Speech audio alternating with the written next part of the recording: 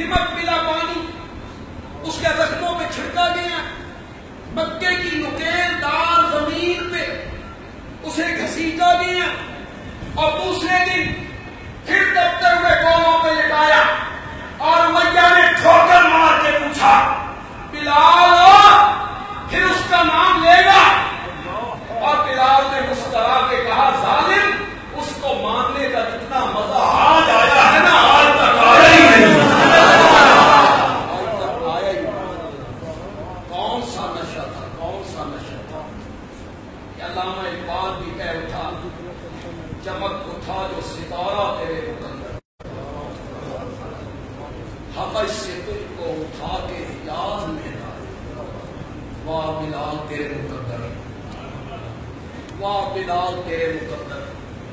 میرے نبی نے بھی پھر بڑی عظمتیں دی تھی۔ مکہ فتح ہوا، سارے قریشی جمع ہیں، سارے صنادید جمع ہیں، چودھری جمع ہیں، آج فتح مکہ ہو گیا ہے، پہلی اذان کا وقت آیا۔ کس کا دل نہیں کرتا ہوگا کہ آج مکے پہ چڑھ کے میں اذان دوں؟ حضرت علی، حضرت عباس، حضرت صدیق اکبر، فاروق اعظم، عثمان بن نورین، طلحہ و زبیر، سارا مطاف بھرا ہوا ہے۔ میرے نبی نے فرمایا بلال کہاں ہے؟ بیت اللہ کی چھت پہ چڑھ اور اللہ کا نام بنا، چمک اٹھا جو ستارہ تیرے مقدر کا، حبش سے تجھ کو اٹھا کے حجاز میں لایا، وہ آستان نہ چھوڑا تجھ سے ایک دم کے لیے، اور کسی کے شوق میں تم نے مزے ستم کے لیے سمجھے، ستم کے مزے ہوتے،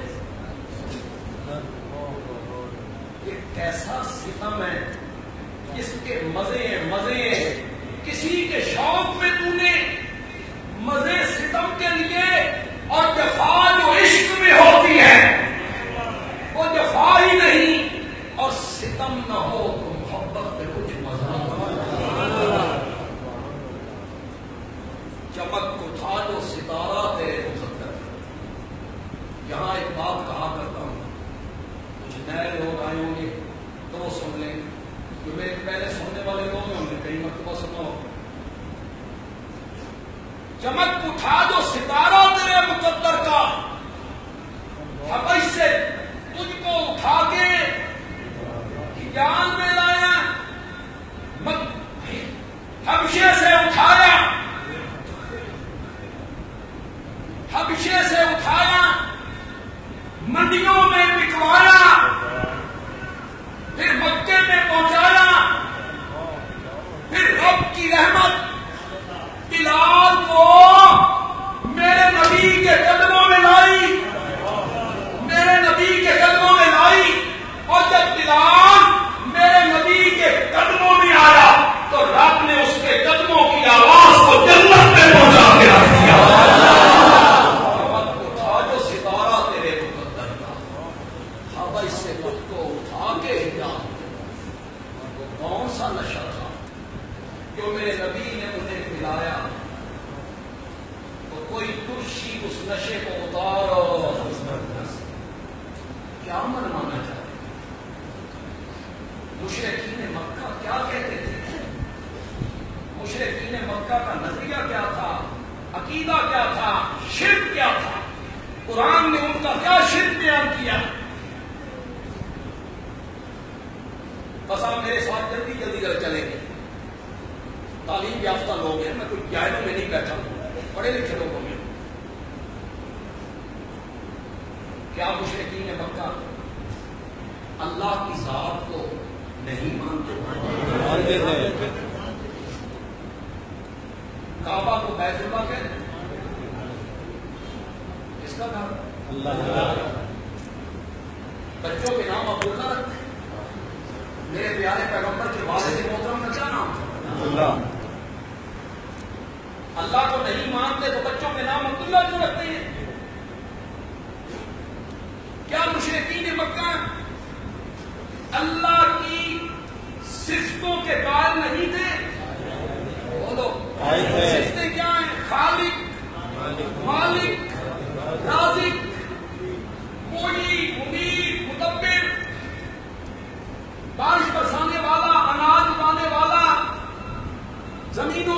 کا مالک، کیا مشرکین مکہ نہیں مانتے تھے؟ خدا کے لیے سورۃ عنکبوت پڑھیے جا کے. تم قرآن کے قریب نہیں آتے یا تمہیں قرآن کے قریب آنے نہیں دیا جاتا. یہ امت روایات میں کھو گئی. علامہ اقبال نے کہا تھا حقیقت خرافات میں کھو گئی اور یہ امت روایات میں ہو گئی. قرآن کی طرف آپ کو آنے نہیں دیا گیا. آپ سورۃ یونس کی آیت نمبر 31 پڑھیے. مشرکین مکہ کا نظریہ ذکر کیا قرآن نے. وہ رازق کل من یرزقکم من السماء والارض، میرے پیغمبر ان سے پوچھ تمہیں زمین و آسمان سے روزیاں کون دیتا ہے؟ پوچھ ان سے.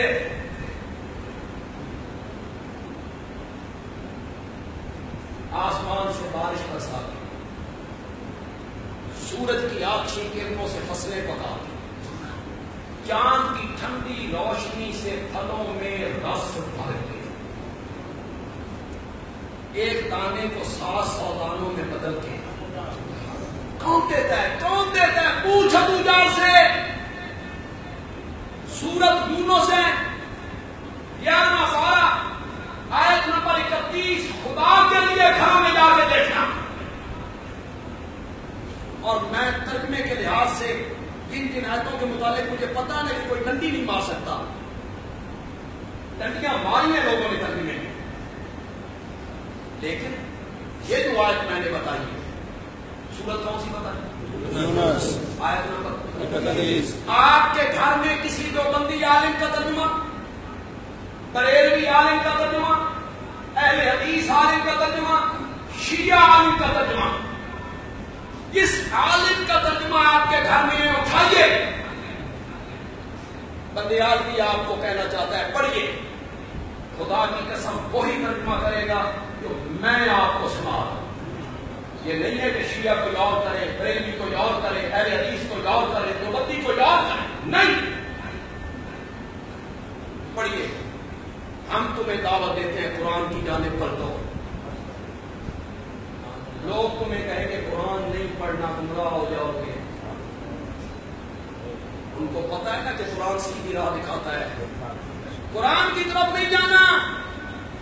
ہم کہتے ہیں قرآن کی طرف پر تو ان ھذا القرآن یہدی للتی ہی اقوم ذالک الکتاب لا ریب فیہ. ان سے پوچھ تمہیں زمین و آسمان سے روزی کون دیتا؟ پوچھ ان سے. فَسَيَقُولُونَ، تو جواب میں کہیں گے اللہ. کون؟ کس نے کہا؟ یہ ابو جہل ہے. میں کلمہ گو لوگوں کی بات نہیں کر رہا جو کہتے ہیں ہمیں جو کچھ دے رکھا ہے ہمارے حضرت صاحب کی نظریں کر. ابو جہل کہتا تھا مجھے جو کچھ دے رکھا ہے جی. ابو جہل کہتا تھا مجھے جو کچھ دے رکھا ہے عرش والے نے دیا ہے. یہ کیا کہتا ہے؟ مجھے جو کچھ ملا ہے حضرت صاحب کی نظریں کر. عرب پتی پارٹی ہے لاہور کی، آئرن کا کام جو ہمارے سرگودا کے آئرن والے ہیں یہ ان سے سودا لیتے. انہوں نے مجھے بتایا کہ ہم ان کے دفتر میں بیٹھے ہوتے ہیں تو مولانا وہ کہتے ہیں ہمیں جو کچھ دیا ہوا ہے نا داتا صاحب نے. یہ کلمہ گو ہے جو کہتے ہیں مجھے جو کچھ دیا ہے داتا صاحب نے دیا ہے. ابو جہل کیا کہتا تھا؟ وہ بدبخت مشرک. آگے میں کیا کروں؟ وہ بدبخت مشرک وہ جائے گا جہنم میں جو کہتا تھا مجھے جو کچھ دیا ہے اللہ نے دیا. جاؤ پڑھو سورت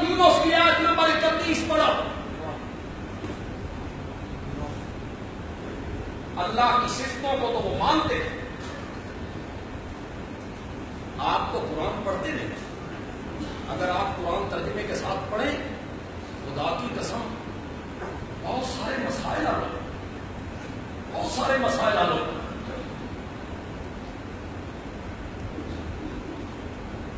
سورۃ عنکبوت ہے، اس میں اللہ نے مشرکین مکہ کا ایک رویہ ذکر ہے۔ سناؤ سناؤ، آیت میرے ذہن میں نہیں ہے، کسی کے ذہن میں آیت نمبر ہو تو مجھے بتائیں۔ سورۃ عنکبوت، فَإِذَا رَكِبُوا فِي الْفُلْكِ، جب یہ مشرک سوار ہوتے ہیں کشتیوں میں، کشتی آتی ہے بھمر میں، گرداب میں پھنس گئی، قرآن کہتا ہے دعوا اللہ، وہ پکارتے ہیں کس کو؟ اسے بولو کس کا عقیدہ بیان ہو رہا ہے؟ فَإِذَا رَكِبُوا فِي الْفُلْكِ، جب سوار ہوتے ہیں کشتیوں میں، دعوا اللہ، دعوا اللہ، پکارتے ہیں کس کو؟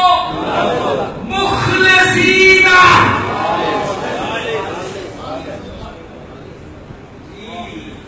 یا معین الدین چشتی تے لگا دے پار کشتی، بہاو الحق تے بیڑا حق۔ یہ تو کلمہ پڑھتا ہے، یہ تو کلمہ پڑھتا ہے، جو کشتیوں میں غیر اللہ کو پکارتا ہے۔ اور سورۃ عنکبوت میں مشرکین مکہ کا عقیدہ ذکر کیا گیا ہے۔ فَإِذَا رَكِبُوا فِي الْفُلْكِ دعوا اللہ مخلصین، آگے سنو، فَلَمَّا نَجَّاهُمْ إِلَى الْبَرِّ، بار کسے کہتے ہیں؟ نجا، نجات۔ فَلَمَّا نَجَّاهُمْ إِلَى الْبَرِّ، جب اللہ نے انہیں نجات دے دی، إِلَى الْبَرِّ، خشکی کنارہ، إِذَا هُمْ يُشْرِكُونَ، اس وقت کیا کرتے ہیں؟ شرک کرتے ہیں۔ اس وقت کیا کرتے ہیں؟ شرک کرتے ہیں۔ حضرت ابراہیم موٹا مارے آتے کشتی نکلی نا، کنارے پہ آ کے شرک کرتے ہیں۔ کشتیوں میں کس کو پکارتے ہیں؟ اللہ،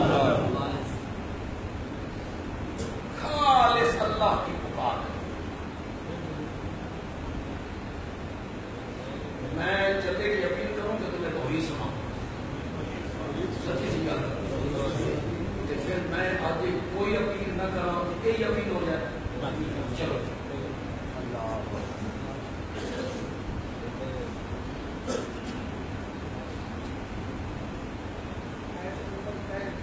آیت نمبر 65، سورۃ عنکبوت کی آیت نمبر کون سی ہے؟ 65۔ یہ ساری فیس بک پہ میری تقریر آ جائے گی، آپ دیکھیں۔ بندیالوی کہتا ہے، بندیالوی پہ آپ دیکھیں گے، اسے کھولیں گے، آپ کو یہ تقریر مل جائے گی، کل آپ کو یہ تقریر ملے گی، آپ پڑھیں، اس میں آیت نمبر پھر آپ سنیں۔ سورۃ عنکبوت آیت نمبر 65۔ کشتیوں میں مصیبتوں میں گر کے خالص کس کو پکارتے ہیں؟ اور یہاں قصے کہانیاں ہیں، آگے بڑی پڑھائی قوم ہے، وہ کہتے ہیں یؤمنون بالغیب، مولوی جی آکھی جاؤ، سن والے دربار ہے، ممبر ہے، عالم ہے، چہرے پہ سنت رسول ہے۔ 12 سال میرا غرق کر دیا، لوگوں نے کہا سبحان اللہ، ولی ہوتے ہی ہو میں جڑے میرے غرق کر، ولی وہی ہوتے ہیں۔ 12 سال کے بعد کنارے لگا دیا، لوگوں نے کہا ہاں اولیاء اللہ کی یہ طاقت،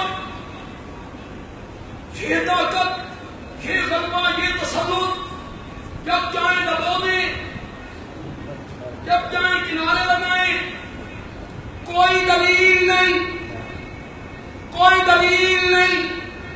بندیالوی کے پاس قرآن ہے، بولو لوگو بولو، کشتی ہے، اس میں ایک پیغمبر ہے، بولو بولو، بولتے کیوں نہیں ہو؟ یہ کیا ہے؟ یہ کیا ہے؟ کتنی جگہوں پہ قرآن نے اس کو ذکر کیا؟ کشتی ہے، پیغمبر ہے، پیغمبر کی زندہ، پیغمبر کی زندہ۔ اب تو یہی شور مچا ہوا ہے نا ملک میں کہ اب زندہ ہے کہ نہیں، اس پہ لڑائیاں ہیں، اس پہ جھگڑے ہیں۔ پہلے یہ باتیں ممبروں پہ ہوتی تھی، اب چینلوں پہ ہوتی ہیں۔ ممبر سے تو فرقہ واریت تقریباً ختم ہو گئی، تقریباً تو علماء اس طرح کی تقریریں کرتے تھے، مناظروں کے چیلنج، فتوے، دوسروں پہ تان، تشنیع، گالم گلوچ، تقریباً ممبر تو اسے پاک ہونے لگے ہیں، پاک ہونے لگے ہیں۔ یہ فرقہ واریت کا ناسور کہاں پھوٹنے لگا ہے؟ ٹی وی چینلوں پر وہاں مسائل بیان ہو رہے ہیں، انگوٹھے چومنے چاہیے کہ نہیں، یارویں حلال ہے یا چینلوں پہ ہو رہے ہیں۔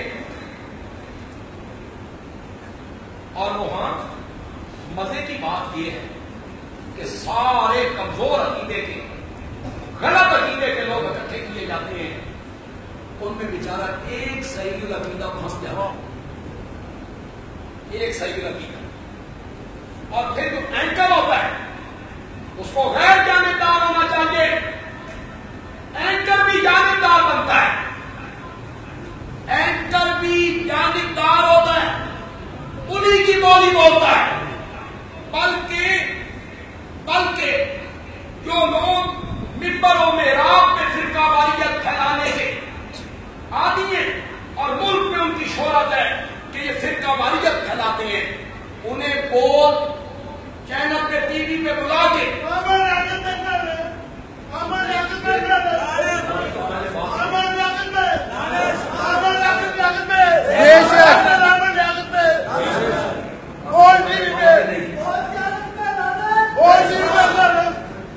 مجھے بات ہے نام کا شام تبال کچھ بھی نہیں، اہمیت منتصہ بن جائے گا، نعرے مار مار کے پیاس بن جائے گی، لعنتوں سے کیا ہوگا؟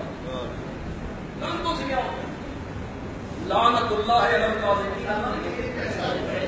آپ کیوں کر رہے ہیں؟ آپ کو کیا ضرورت ہے؟ قرآن کہتا ہے کہ ہر لعنت کرنے والی چیز ان پہ لعنت کرتی ہے، جھوٹے بندوں پر۔ اینکر کو غیر جانبدار ہونا چاہیے، دونوں طرف کے علماء کو وہ سنبھال کے چلے، لیکن وہ جب جانبدار بنے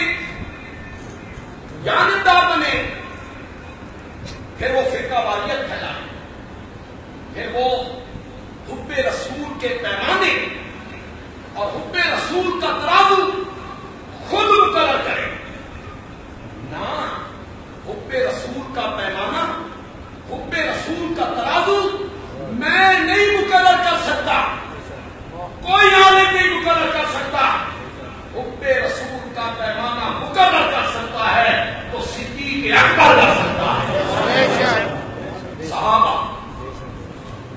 جن کے متعلق قرآن نے کہا فَإِنْ آمَنُوا بِمِثْلِ مَا آمَنْتُمْ بِهِ فَقَدِ اهْتَدَوْا، اگر تم میرے نبی کے صحابہ کی طرح ایمان لاؤ گے تو ہدایت پاؤ گے۔ حب رسول وہ ہے جو صحابہ نے سمجھا، صحابہ نے وہ پیمانہ ہے حب رسول کا، یہ پیمانہ ہے حب رسول کا۔ کیا انبیاء کے میت کا اطلاق گستاخی ہے، بے ادبی ہے، توہین ہے؟ انا للہ و انا الیہ راجعون۔ اس چینل میں جتنے علماء تشریف فرما ہے ان سے یہ پوچھا جا سکتا ہے کہ سورہ زمر کی آیت نمبر 30 ہے اور 23ویں پارے کی اخیر ہے. 23واں پارہ ختم ہو رہا ہے. آیت میں پڑھتا ہوں, ترجمہ تم کر دو ترجمہ عربی گرامر کے لحاظ سے ترجمہ کرو. اگر تمہیں عربی گرامر آتی ہے, قرآن اپنے نبی کو خطاب کر کے کہتا ہے انکا میتون, میتون کرو, میتون کا مانا کرو, مانا میتون کا پردہ فرمانے والے, انتقال کرنے والے, وفات پانے والے. کرو مانا, کرو مانا انکا میتون کا. یہ قرآن نے توہین کی ہے. یاد نہیں ہو گئی اتنے سستے فتوے تمہارے اور اتنے جاہلانہ فتوے تم لگاتے ہو. ایک مولانا وہاں کہنے لگے جو میت کہتا ہے, مردہ کہتا ہے, مسلمان تو مسلمان, میں اسے انسان بھی نہیں مانتا. جو تمہارے منہ میں آتا ہے تم ایک چینل پہ کھڑے اٹھے جا رہے ہو. آؤ اٹھاؤ بھائی, نبی پاک کا انتقال.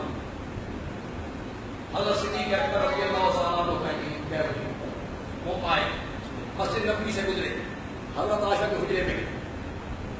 آپ کا جسد اقدس سفید چادر میں ڈھانپ دیا گیا تھا.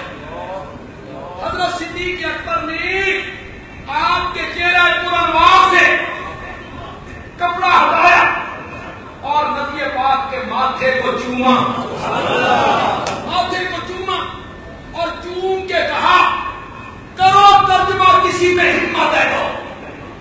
چوم کے کہا تبتا حیّن و میتا, تبتا حیّن زندگی مرتے رہا. کون کہہ رہا کہتے ہو انسان ہے. یہ تمہارا فتویٰ کہاں جا رہا ہے؟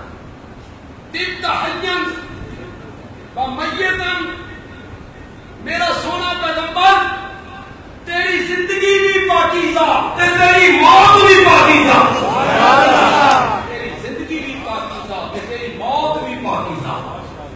باہر آئے, خطبہ دیا, صحابہ کو اکٹھا کیا. ایھا الناس,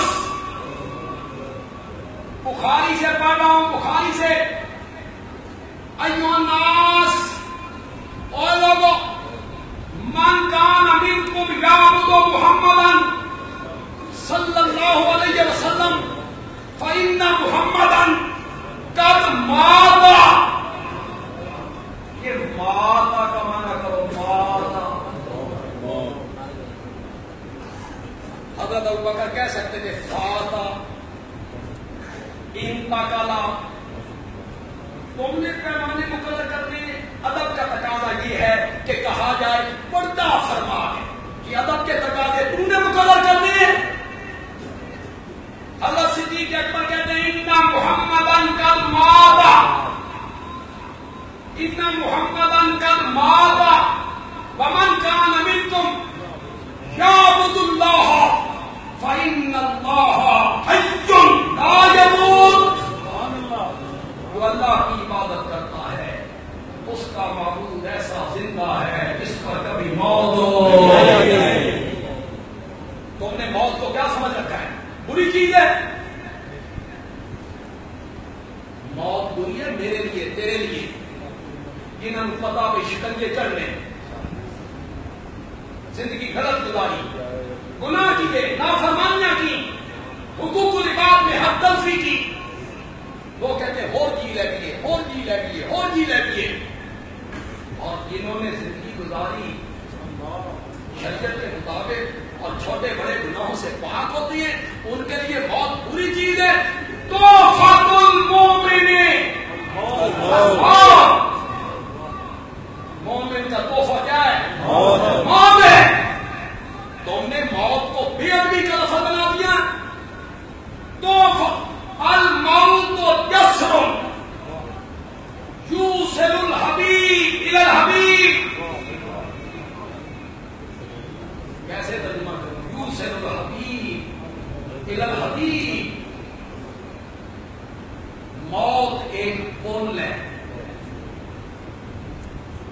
موت ایک پل ہے جو اس دوست کو اس دوست سے ملا دیتی ہے. یوسف حبیب الى الحبیب، موت ہوگی میرے لیے مطلوب یا تیرے لیے مطلوب، ان کے لیے موت کوئی غلط لفظ نہیں. ان کا آخری وقت ہو اور جبریل قریب کھڑا ہو، جبریل قریب کھڑا ہو اور دروازے پہ دستک ہو اور وہ جبریل سے پوچھے کون ہے، تو جبریل کہے یہ وہ ہے جس نے کبھی کسی سے اجازت نہیں لی، کبھی کسی سے اجازت نہیں لی، لیکن رب نے اسے کہہ کے بھیجا میرے نبی نے گھر قدم نہیں رکھنا جب تک میرے نبی سے پوچھ نہیں لے. کیا مقام ہے نبوت کا، کیا مقام ہے نبوت کا. جب تک میرے نبی سے پوچھ نہیں لینا، قدم نہیں رکھنا. یہ وہ ہے. یا رسول اللہ بلا لوں، بلا لوں. آپ نے فرمایا جبریل ہو، پہلے یہ بتا کدھر سے کیوں آیا ہے، ادھر کیا حالات ہے، کدھر سے تم آئے ادھر کیا حالات ہیں. جبریل نے کہا یا رسول اللہ وہ تو آپ کی ملاقات کے انتظار میں بیٹھا ہوا ہے، اور جس کی ملاقات کے انتظار میں رب بیٹھا ہو اسے موت سے کیا تھا. موت کوئی بری چیز ہے کہ تم نے اسے حبا بنا کے رکھ دیا. یہ تو صحابہ نے موت کا لفظ اطلاق کیا، حضرت عمر نے اطلاق کیا، حضرت ابوبکر نے اطلاق کیا، صحابہ نے اطلاق کیا، قرآن نے اطلاق کیا. یہ مطالبہ کرنے میں، ہم حق بجانے میں کہ ٹی وی چینلوں پر فرقہ واریت پر مبنی پروگرام ان پر پابندی لگنی چاہیے. اور جو اینکر فرقہ واریت پھیلاتے ہیں تمام چینلوں پر تاحیات اس بندے پہ پابندی عائد ہونی چاہیے، اسے بین کرنا چاہیے تاحیات، تاکہ ملک کا امن ہے اور ملک کا جو سکون ہے وہ برباد نہ کیا ہے. ملک میں فرقہ اس طرح تو ملک میں فرقہ واریت کا ناسور پھیل جائے گا. جب ٹی وی چینلوں پر یہ باتیں ہونے لگ جائیں تو پھر تو ملک میں ناسور پھیل جائے گا فرقہ واریت کا. اور ہم آپ سب یہ چاہتے ہیں کہ ملک کو فرقہ واریت کے ناسور سے پاک ہونا چاہیے، امن ہونا چاہیے. یہ لڑائی یہ جھگڑا کے دل کیوں بھائی؟ یہ بریلوی جو بندی سارے مسلک کے لوگ بازاروں میں اکٹھے نہیں رہتے، محلوں میں مکان اکٹھے نہیں ہیں، دفتروں میں پولیس نہیں ہے، کوئی جھگڑا نہیں، کوئی لڑائی نہیں. مسلک اپنی اپنی جگہ پہ ہوتا ہے، لیکن اسے لڑائی دنگا فساد گالم گلوچ اس کا سلسلہ نہیں بنانا چاہیے. چینلوں پہ یہ بات شروع ہو جائے گی تو پھر اس کا خطرہ ہے. لہذا تمام چینلوں پر فرقہ واریت کا جو مبنی پروگرام ہے مذہبی، ان پر پابندی عائد ہونی چاہیے. آپ کا کیا خیال ہے؟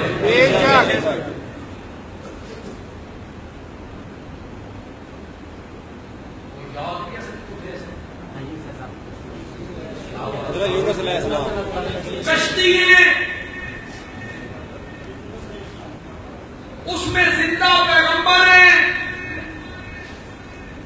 کشتی کردار میں آئی، بھور میں پھنسی، نام موافق ہوائیں چلی، ایک بندے کو باہر نکالنا ہے. کس کو نکالے؟ کہ قرآن دازی کرو، قرآن دازی کرو. قرآن دازی تو کی گئی تو نام کس کا نکلا؟ نام کس کا نکلا؟ لوگ اچھے تھے، انہوں نے دیکھا اتنی معصومیت، آخر پیغمبر کا چہرہ اتنی نورانیت